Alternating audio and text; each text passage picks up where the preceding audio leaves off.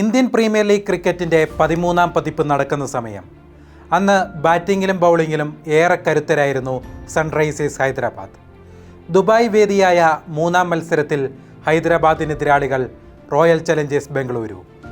വിജയത്തോടെ സീസൺ ആരംഭിക്കാൻ ഹൈദരാബാദ് കളത്തിലിറങ്ങി. പക്ഷേ കണക്കുകൂട്ടലുകൾ തെറ്റിച്ചത് ബംഗളൂരുവിൻ്റെ ഓപ്പണിംഗ് ബാറ്ററാണ്. 81 റൺസ് എടുത്ത ദേവദത്ത് പടിക്കൽ കളിയുടെ ഗതി തന്നെ മാറ്റിമറിച്ചു. 10 റൺസിൻ്റെ വിജയം ബംഗളൂരു സ്വന്തമാക്കി. ഭുവനേശ്വർ കുമാർ, സന്ദീപ് ശർമ്മ, ടി നടരാജൻ, റാഷിദ് ഖാൻ എന്നിവരെ പടിക്കൽ അനായാസം നേരിട്ടു. ബംഗളൂരു ഓപ്പണറുടെ ബാറ്റിംഗ് വിസ്ഫോടനം കണ്ട ഡേവിഡ് വാർണർ അന്തിച്ചു നിന്നുപോയി. എത്ര വലിയ ബൗളർ വന്നാലും പടിക്കലിന് ഭയമേയില്ല. കൂളായി ഏത് പന്തും അയാൾ ബൗണ്ടറി കടത്തും. കളിച്ച് ഇന്ന് അയാൾ ഇന്ത്യൻ ടീമിൻ്റെ ഭാഗമാകാൻ ഒരുങ്ങുകയാണ്.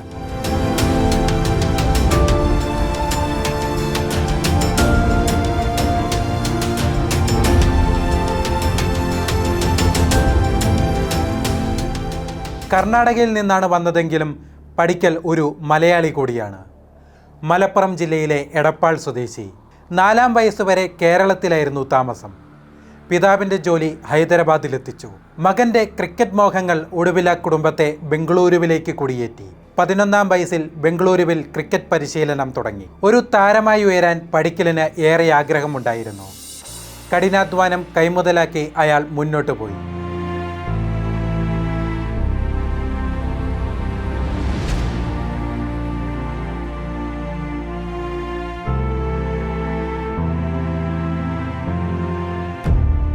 IPL അരങ്ങേറ്റത്തിൽ അർദ്ധ സെഞ്ചുറി നേടി ക്രിക്കറ്റ് ലോകത്തിൻ്റെ ശ്രദ്ധ പിടിച്ചുപറ്റി. മുമ്പ് Chris Gayle, AB de Villiers, Yuvraj Singh എന്നിങ്ങനെയുള്ള ഇതിഹാസങ്ങളാണ് റോയൽ ചലഞ്ചേഴ്സിനായി ആദ്യ മത്സരത്തിൽ തന്നെ അർദ്ധ സെഞ്ചുറി പൂർത്തിയാക്കിയത്. ആഭ്യന്തര ക്രിക്കറ്റിലും അർദ്ധ സെഞ്ചുറി അടിച്ചാണ് പടിക്കൽ അരങ്ങേറ്റം കുറിച്ചത്. അതിന് ടെസ്റ്റ്, ഏകദിന, T20 വ്യത്യാസമുണ്ടായില്ല. ഇന്ത്യയുടെ ക്ലൈവ് ലോയിഡായി മലയാളി പയ്യൻ മാറുമെന്ന് ക്രിക്കറ്റ് നിരീക്ഷകർ വിലയിരുത്തി. സീസണിൽ 463 റൺസ് അടിച്ച പടിക്കൽ IPLലെ എമേർജിംഗ് താരമായി മാറി.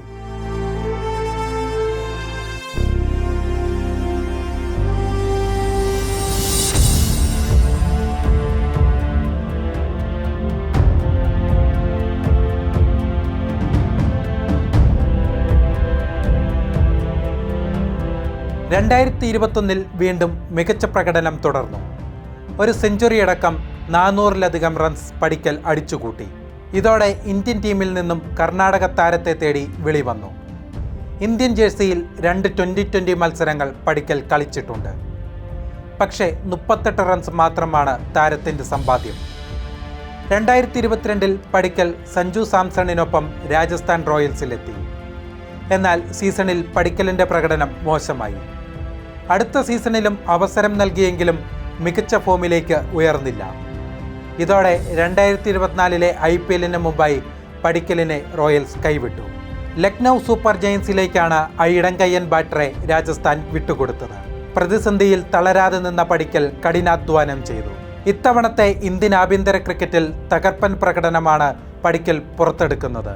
രഞ്ജി ട്രോഫിയിൽ 3 സെഞ്ചുറികൾ ഇതുവരെ നേടിക്കഴിഞ്ഞു. ഒപ്പം ഇംഗ്ലണ്ട് ലയൺസിനെതിരെ ഇന്ത്യ Aയ്ക്കു വേണ്ടിയും പടിക്കൽ സെഞ്ചുറി നേട്ടം സ്വന്തമാക്കി.